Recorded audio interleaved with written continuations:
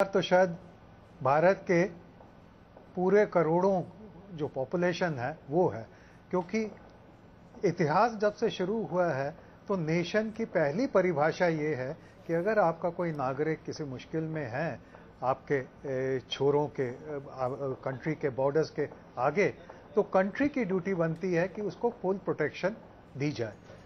हम बार बार, चाहे चमेल सिंह का इंसिडेंट हो या दूसरे इंसिडेंट्स हों, अब देखिए 25 और नागरिक भारत के सेलर्स जो हैं वो ग्वादर पे पकड़े गए हैं, अभी तक कुछ पता ही नहीं है कि क्यों उनको पकड़ा गया है। उनका तो शिप फेल हो गया था, इंजन फेल हो गया था। तो सिविलाइज्ड बिहेवियर ये है कि उनको मदद दी जाए या उनको पकड़ के जेल में डाला जाए। तो हम जो हैं अगर अपने नागरिकों की सुरक्षा नहीं कर सकते तो कहीं ना कहीं हम सबका, आपका, मेरा, ए का, बी का, सबका कलेक्टिव फेलियर है। बिल्कुल, आप बहुत बड़ी बात कह रहे हैं राजीव जी, और इसमें कोई शक नहीं है कि अगर हमारा देश हमारे नागरिकों की सुरक्षा के लिए खड़ा नहीं हो सकता, उनके लिए आवाज नहीं उठा सकता, तो आखिरकार हमारी सरकार पर भी खुद ही सवालिया निशान खड़े होते हैं। सरबजीत के इस पूरे मामले के साथ साथ एक और बात सामने आ रही है। पाकिस्तानी तालिबान ने दरअसल ये धमकी दी थी कि सरबजीत ही नहीं बल्कि उसके परिवार वालों को भी वो नहीं बख्शना चाहते और उसके साथ वो अपने तरीके से इंसाफ करना चाहते हैं। अब ये खतरा बना हुआ है कि सरबजीत के परिवार जो अभी उनसे मिलने के लिए पाकिस्तान पहुंचा हुआ है, उनके ऊपर भी हमला हो सकता है। अगर ऐसा होता है तो उसके बाद क्या तब भी भारत सरकार चुप्पी साधे रहेगी? आइए दिखाते हैं आपको कि उनके ऊपर किस तरह का खतरा मंडरा रहा है। लाहौर की कोट लखपत जेल में सरबजीत पर हुए हमले के पीछे गहरी साजिश की आशंका जताई जा रही है। बताया जा रहा है कि कट्टरपंथी तत्वों को खुश करने और चुनाव में इसका फायदा उठाने के लिए ये साजिश रची गई। पाकिस्तान के ह्यूमन राइट एक्टिविस्ट अंसार बर्नी ने भी हमले के पीछे गहरी साजिश का अंदेशा जताया है। बर्नी के मुताबिक पाकिस्तान सरकार सरबजीत को रिहा नहीं कर रही थी और अंतर्राष्ट्रीय दबाव की वजह से उसे फांसी भी नहीं दे पा रही थी, लिहाजा उस पर हमले से चुनाव के दौरान कट्टरपंथी तत्वों का समर्थन हासिल करने की कोशिश हो सकती है। बर्नी के इस बयान के बाद उन्हें धमकियां मिलनी शुरू हो गई। तालिबान और कट्टरपंथियों से धमकी मिलने के बाद अंसार बर्नी अंडरग्राउंड हो गए हैं। बर्नी ने मीडिया को मेल के जरिए जानकारी दी है कि तालिबान से उन्हें जान का खतरा है, इसलिए वो छिपते फिर रहे हैं।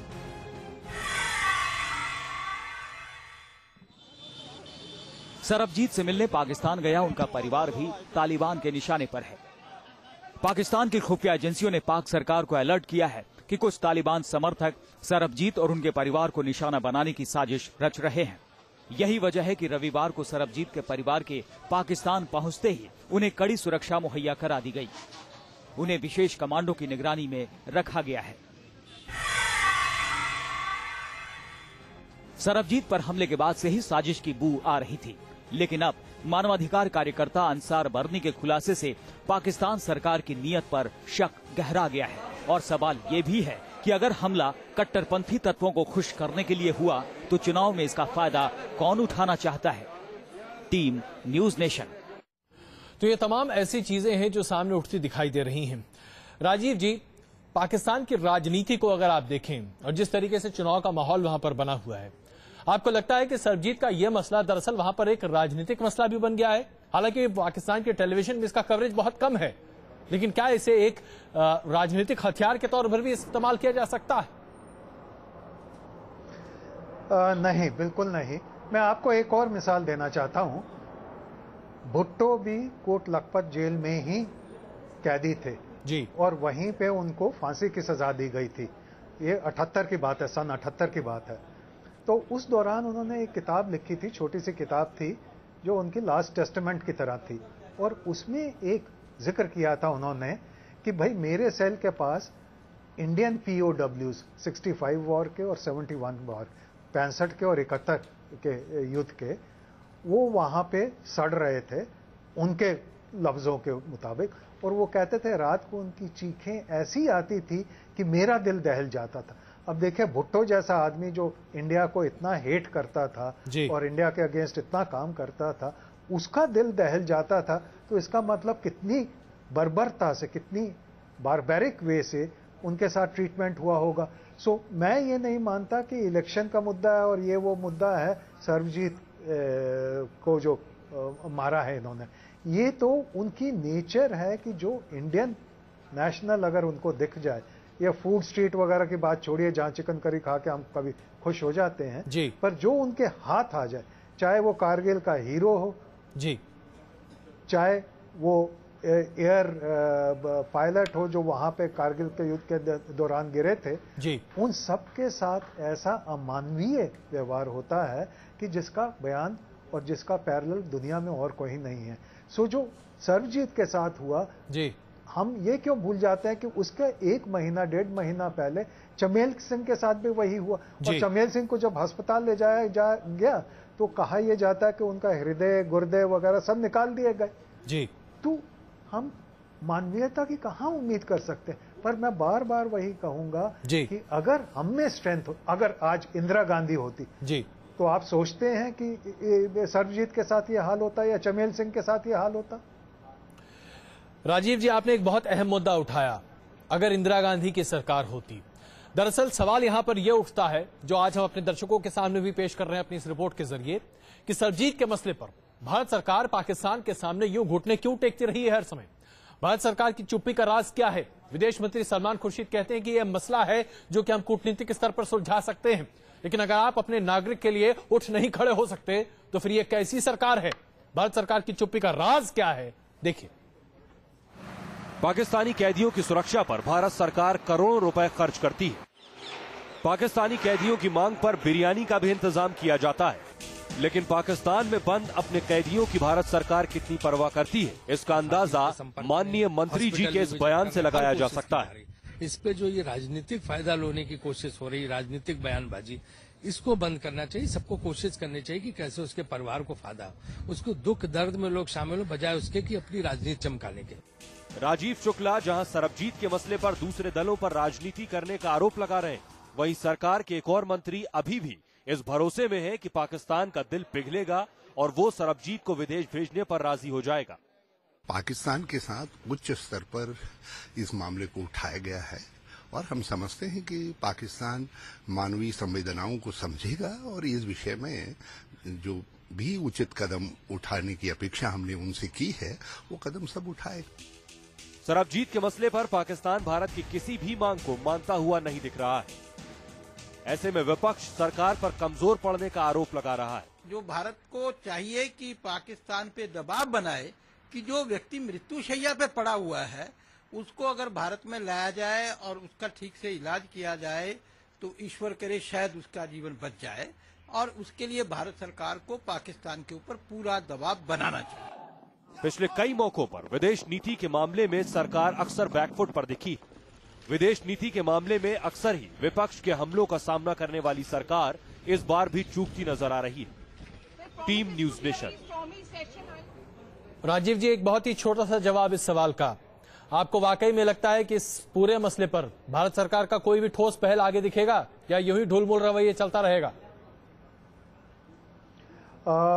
मेरे को तो नहीं लगता। मेरे को तो ये लगता है कि पाकिस्तान खिलवाड़ कर रहा है। पाकिस्तान जानता है कि वो जो चाहेगा मनमानी करेगा, वो उसी डायरेक्शन में ये जो किस्सा है ये चलता रहेगा।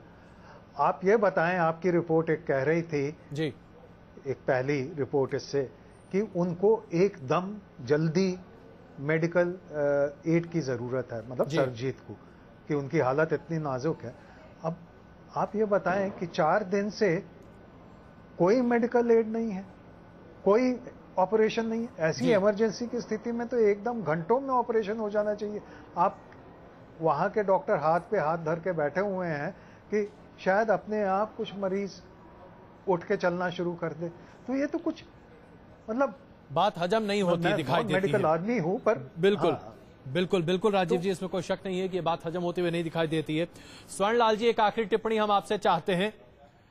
सरबजीत के मामले में जो हो रहा है वो आप देख रहे हैं। भारत सरकार अगर भारतीय नागरिक जो कि पाकिस्तान में बंद है, क्या हर मामले में इसी तरीके का रवैया आपको देखने को मिलता है? भारत सरकार चुप रहती है? जी, ऐसा ही रहता है और ये आगे भी ऐसा ही रहेगा, क्योंकि हमारी सरकार के पास इतनी कुव्वत नहीं है कि वो पाकिस्तान का मुकाबला कर सके। जैसे कि ये श्रीमान जी की बात से मुझे एक बात याद आती है कि अगर इंदिरा गांधी जी होती तो कारगिल के टाइम में कश्मीर हमारे पास होता। चलिए, बहुत बहुत बड़ी बात आप कह रहे हैं स्वर्णलाल जी। हालांकि आज मौजूदा दौर में इंदिरा गांधी की सरकार तो नहीं है, लेकिन उम्मीद हम यही करते हैं अपनी सरकार से कि कम से कम अब तो जागें, अब तो सवेरा हो। कभी तो भारतीय नागरिकों को ये भरोसा हो कि उनकी जान माल की रक्षा हमारी सरकार कर सकती है। राजीव जी और स्वर्णलाल जी, आप दोनों का बहुत बहुत धन्यवाद न्यूज नेशन की चर्चा में शामिल होने के लिए। हम अपने दर्शकों के सामने ये अपील एक बार फिर कर रहे हैं, सरबजीत को बचाने की, सरबजीत को एक तरह से आगे बढ़ाने की लगातार हम लोग अपील कर रहे हैं। लेकिन भारत सरकार के लिए अब अपील का वक्त नहीं है, भारत सरकार को अब कार्रवाई करनी चाहिए।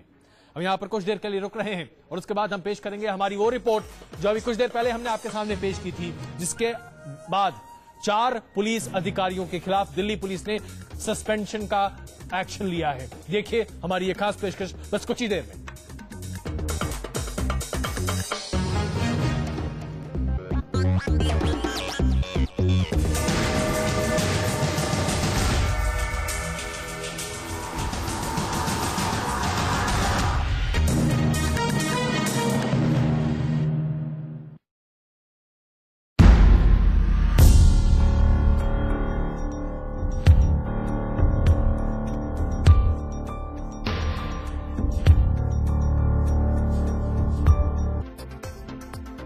News channel I prefer to see news mainly from sports.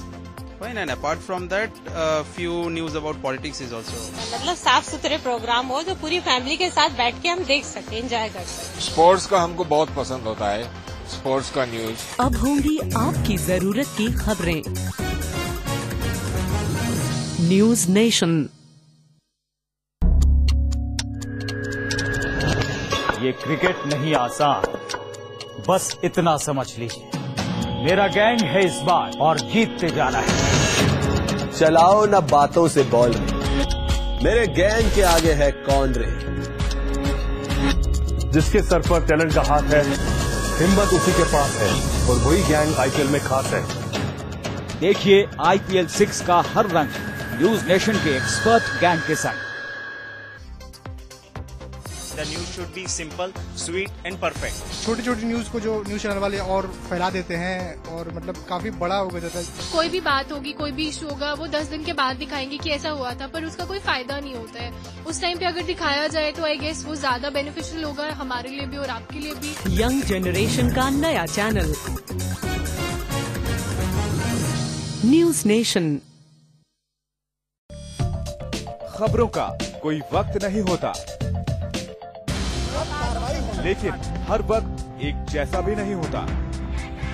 हर सुबह हो न्यूज के साथ आपके मूड का बसेरा। नेशन सवेरा रोजाना सुबह 6 बजे।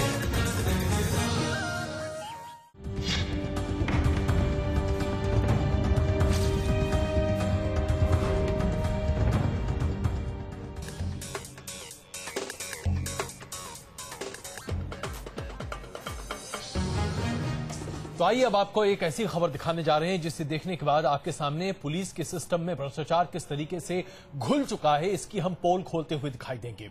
आज हम आपके सामने एक ऐसा सनसनीखेज खुलासा करने जा रहे हैं जो आपको दिखाएगा कि पुलिस वाले कैसे भ्रष्टाचार की पूरी कहानी को गढ़ते हैं। भ्रष्टाचार के जरिए पुलिस कैसे अपने अंदर जो एक चीजें हैं, जिस तरीके से पैसे का बंदरबाट होता है, अगर आप ये देख लेंगे, इस डर्टी पिक्चर को अगर आप देखिएगा तो आपको लगेगा कि ये पिक्चर ही डर्टी नहीं है, पूरा का पूरा पुलिस महकमा अपने आप में एक ऐसी गंद और गर्द में पहुंच चुका है जिसका शायद कोई इलाज फिलहाल नहीं दिख रहा है। पहले रिपोर्ट देखिए।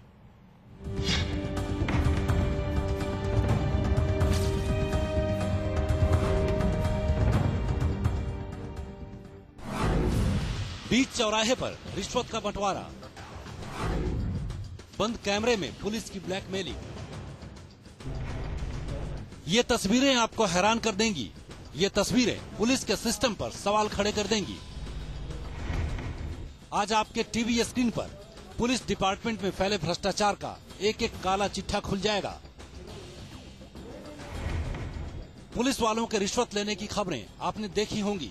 हो सकता है कि कभी आप भी इसका शिकार रहे हों, लेकिन आज हम आपको दिखाने जा रहे हैं कैसे दिल्ली पुलिस के जवान न केवल रिश्वत लेते हैं बल्कि इस रिश्वत का बंटवारा भी करते हैं।